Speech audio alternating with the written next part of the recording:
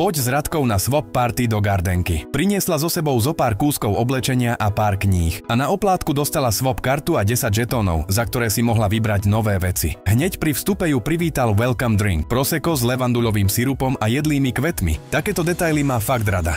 Okrem swap zóny tam bola aj výborná káva, občerstvenie, chill zóna, Vinted bazár a tombola s parádnymi cenami. Lístky si samozrejme kúpila, ale nič nevyhrala. Klasika. Haha, bol tam aj Moonlight Corner, kde si mohla vyskúšať okuliare proti modrému svetlu a ona ich už doma zopár má, ale tie ružové, tie fakt potrebuje do zbierky. Veď vieš, musí mať všetky farby. Zastavila sa aj pri degustačnom stolíku Estival.